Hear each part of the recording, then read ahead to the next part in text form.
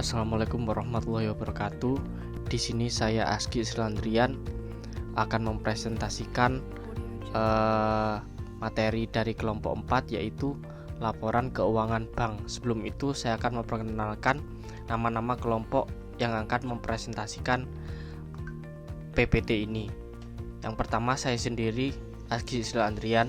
Yang kedua Ika Nur Rahmadani, yang ketiga Salsabila Dwi Arini, yang keempat Vinda Agustina Yahya, yang kelima Wahyu Nurulita Khotimah, dan yang terakhir Yanuaris Istiqomah. Pembahasan yang akan dibahas di presentasi kali ini yaitu pengertian bank, pengertian tujuan karakteristik, setelah itu pengertian laporan, pengertian format atau bentuk laporan laba rugi, rasio keuangan bank, rasio profitabilitas, return bank, fee based income, laporan kualitas aktiva produktif bank, aspek transparansi dengan kelompok usaha, dan juga kesimpulan. Setelah itu saya akan serahkan kepada kelompok saya. Silahkan dipresentasikan. Saya akan menjelaskan materi yang pertama, yaitu pengertian bank, jenis bank, dan fungsi pokok bank. Pengertian bank. Bank adalah lembaga intermediasi keuangan, umumnya didirikan dengan kewenangan untuk menerima simpanan uang, meminjam uang, dan menerbitkan promes atau yang dikenal sebagai banknot. Yang kedua, jenis bank. Berdasarkan pasal Undang-Undang Nomor 10 Tahun 1998 tentang perubahan Undang-Undang Nomor 7 Tahun 1992 tentang perbankan, terdapat dua jenis bank berdasarkan undang-undang, yaitu bank umum dan bank BPL. Yang pertama, bank umum adalah bank yang dalam pengumpulan dananya terutama menerima simpanan dalam bentuk giro dan deposito dalam usahanya, terutama dalam memberikan kredit jangka pendek. Yang kedua, bank pengkreditan rakyat adalah bank yang melaksanakan kegiatan usaha secara konvensional atau berdasarkan prinsip syariah yang dalam kegiatannya tidak memberikan jasa dalam lalu lintas pembayaran. Yang ketiga, fungsi pokok bank. Yang pertama, menyediakan mekanisme dan alat pembayaran yang lebih efisien dalam kegiatan ekonomi. Yang kedua, menciptakan uang. Yang ketiga, menghimpun dana dan menyalurkan kepada masyarakat.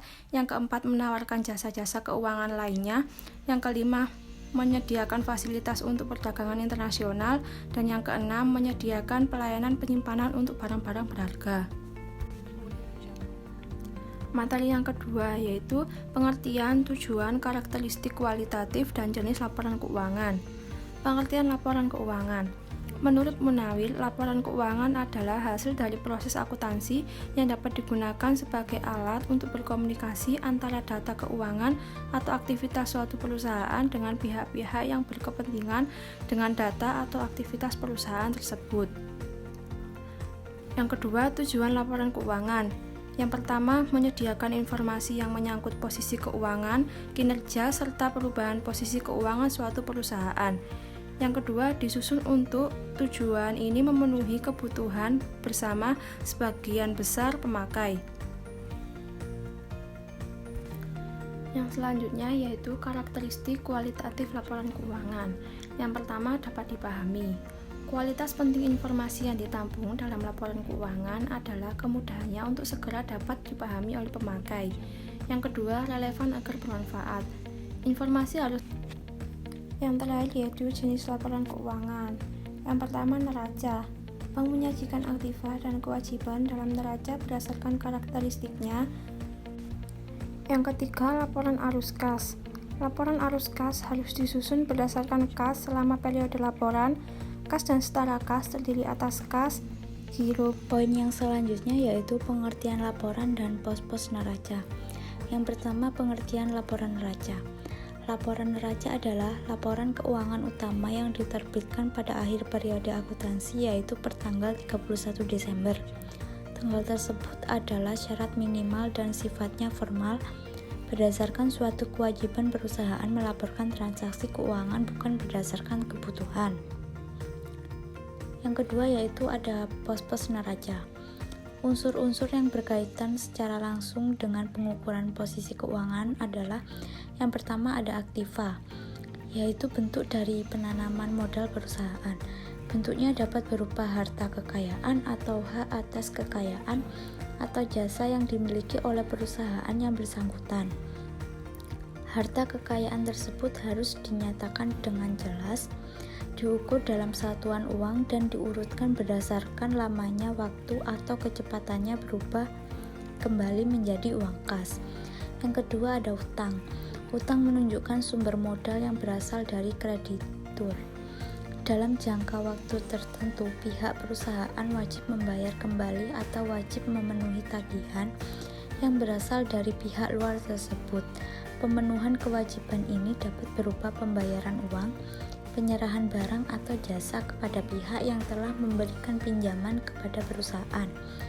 Yang ketiga yaitu ada modal sendiri. Modal sendiri merupakan sumber modal yang berasal dari pemilik perusahaan. Dalam catatan akuntansi, modal sendiri ditentukan dengan mengurangkan modal pinjaman dari jumlah keseluruhan modal yang ditanamkan dalam aktiva. Poin selanjutnya yaitu ada pengertian, format atau bentuk dan fungsi laporan laba rugi. Yang pertama saya akan menjelaskan tentang pengertian laporan laba rugi. Laporan laba rugi adalah laporan yang mengiktisarkan pendapatan dan pengeluaran perusahaan selama satu periode akuntansi yang biasanya setiap satu kuartal atau satu tahun. Penjualan bersih disajikan pada bagian atas dari setiap laporan yang sesudahnya akan dikurangkan dengan berbagai biaya untuk mendapatkan laba bersih yang tersedia bagi pemegang saham biasa yang umumnya cukup dinyatakan sebagai laba bersih saja.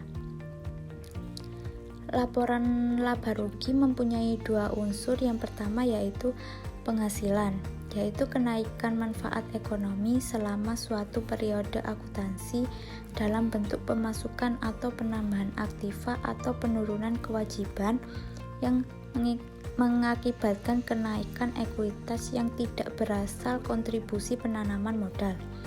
Pendapatan timbul dalam pelaksanaan aktivitas perusahaan seperti penjualan barang dagang, penghasilan jasa, pendapatan bunga, dan lainnya. Yang kedua yaitu beban. Penurunan manfaat ekonomi selama suatu periode akuntansi dalam bentuk arus keluar atau berkurangnya nilai aktiva atau kewajiban yang mengakibatkan penurunan ekuitas yang tidak menyangkut pembagian kepada penanam modal. Contoh yang termasuk dalam kategori beban atau biaya adalah harga pokok, biaya pemasaran, biaya gaji karyawan, biaya penyusutan, dan sejenisnya. Format atau bentuk laporan laba rugi di sini ada dua. Yang pertama ada single step, yaitu bentuk laporan yang disusun dengan menggabungkan semua penghasilan menjadi suatu kelompok dan semua biaya dalam satu kelompok lainnya yang terjadi dalam suatu periode. Sehingga untuk menghitung laba rugi bersih hanya memerlukan satu langkah, yaitu mengurangkan total penghasilan dengan total biaya. Selisih positif antara kelompok penghasilan dengan biaya disebut dengan istilah penghasilan bersih atau laba. Sedangkan jika selisih tersebut negatif disebut dengan rugi. Yang kedua yaitu multiple step, yaitu bentuk laporan yang disusun secara bertahap. Penghasilan dan beban disajikan dengan aturan aktivitas, yaitu kegiatan usaha di luar usaha dan luar biasa. Yang selanjutnya yaitu fungsi laporan laba rugi.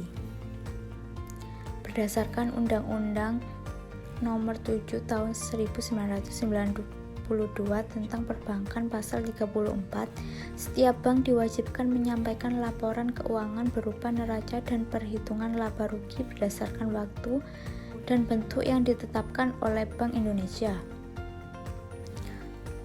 Laporan keuangan mempunyai arti penting. Yang pertama, kepentingan masyarakat. Yang kedua, kepentingan pemegang saham. Yang ketiga, kepentingan perpajakan. Yang keempat, kepentingan pemerintah. Yang kelima, karyawan. Dan yang terakhir, manajemen bank. Yang selanjutnya yaitu rasio keuangan bank. Analisis rasio keuangan bank merupakan suatu alat atau cara yang paling umum digunakan dalam membuat analisis laporan keuangan. Berikut beberapa analisis rasio keuangan yang digunakan dalam suatu bank. Yang pertama, cash ratio. Yang kedua, loan to deposit ratio atau LDR. Yang ketiga, return on asset atau ROA. Yang keempat, return on equity atau REO. Yang kelima, capital adequacy ratio atau CAR. Yang keenam, debt to equity ratio atau DER. Yang selanjutnya, rasio portabilitas. Rasio portabilitas adalah rasio yang digunakan terhadap kemampuan bank dalam memenuhi perolehan laba. Keuntungan sudah menjadi tujuan utama dan setiap perusahaan. Dan keuntungan tersebut modal akan bertambah yang pada gilirannya akan meningkatkan kemampuan bank dalam melaksanakan operasinya. Keuntungan yang rendah merupakan hambatan bagi pertumbuhan bank dan juga dapat menurunkan tingkat kepercayaan masyarakat terhadap bank dan sebaliknya. Baik, saya akan menjelaskan tentang return bank.